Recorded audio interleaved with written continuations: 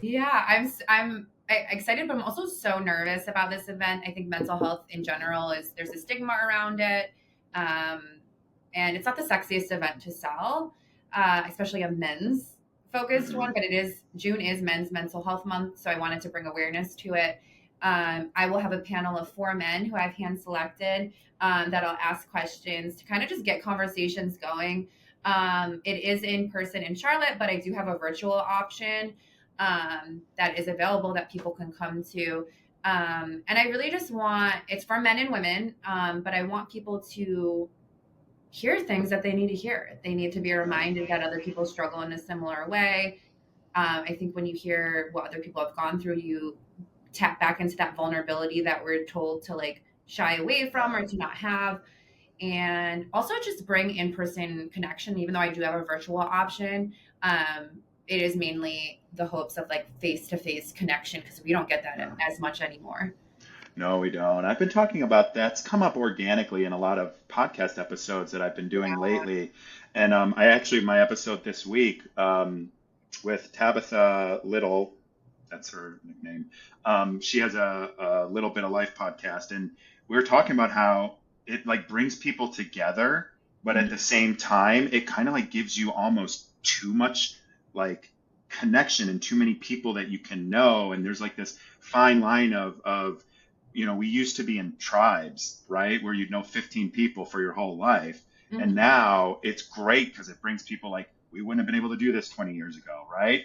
But at the same time, it's like we kind of replace things with virtual that maybe shouldn't be virtual, and people should come together. And when you're talking, about your mental health or some of these topics around that, it's not the same doing it over a camera. It's just not. Like there's body language that's missed out on. There's just human connection and like the oxytocin and all that stuff that happens when you're with a human. Yeah, no, I agree. That's why I'm hoping that these can flourish into something much greater, and then it doesn't have to be like this idea of like a stuffy like conference room event that you have to have a mental health issue. It's like I was even talking to one of my friends yesterday, and he was like, "Hey, like a lot of men are not going to want to come because people are going to assume that there's something wrong with them if they go." And I think like that's the issue. Like if we're not doing these events, if you're not checking in on your mental, that's when the issues come up. Um, Um, so yeah, I have and I know when I was I shared a little bit before we started recording. When I was younger, like I felt like there was something wrong with me. I mhm, really did. And I have depressive feelings from like being 5 and 6 years old that I remember, and yeah, it was just like I felt like something was wrong with me yeah, for so long, like into my 20s. Like I'm 39 now, but like even probably up to like 30, 31, I just hid it because I thought there was something wrong with me. So that's a real thing. People do feel like there's something wrong with them. And right, as men, we're told things like man up or, right. don't be a baby or whatever, or a girl, like, there's like sexism thrown in there and all of it. But it's hard because you're just kind of conditioned that way. Right. But the reason we feel like quote unquote something is wrong is because we're not talking about it. Like if you really open up the conversation, you'll see that 9 times out of 10 the other person on the other side can relate to whatever you're saying in Mm, some form or fashion. And yeah, I think there has to be a level of accountability we have to hold ourselves to, because there came a point when I was planning this event where I said, Medina, you have to stop being concerned about how many people are going to show up, because I found myself feeling like I was trying to convince men why they need to be at this event.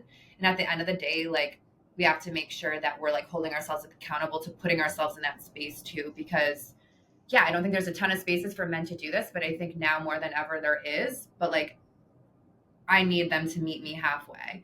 Um, right.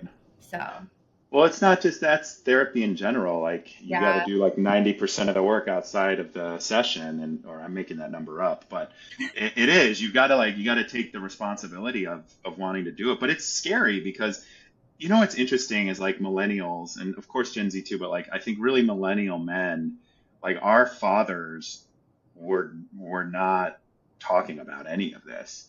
I hmm know, like I look at my family and I get nervous talking about this because one of my dad's coworkers taught him how to listen to this podcast. ah, So every now and then I get a little commentary from dad on it. But the shortness and the anger, and that's the acceptable emotion for a man. And like my father's generation is like anger, like that's the acceptable form of emotion to be a man. Like, Yeah. I don't know. I hear all of that, and I'm not a man, so I can't speak to this, but I also think, like, from being a therapist and just also my personal experience, I feel like as humans, we unconsciously seek out situations, people, environments that confirm how we see the world. So, like, if I feel yes. like anger is acceptable, or I feel like no one's going to hold space, or people are going to use information against me, I'm not going to I'm not going to emote. I'm not going to express myself. And then when I do finally emote or express myself, which then oftentimes comes out as anger, it's actually usually not received well. And then the man or the woman comes back and says, "See, this is why I don't ever show emotion, because it's never received well." Mm, And it's like, but yeah, this wasn't an effective way to do that. And so that's why you oftentimes too, you'll see men or women who are emotionally closed off. It's what we call flat affect. They'll be like this, like no, not a ton of range of emotion, because you cannot selectively numb. So someone who's trying to numb one emotion is a numbing all of them. And then when it comes out as anger, it's not received well. And then it confirms that belief we have about the world, that it's unsafe to open up. Right.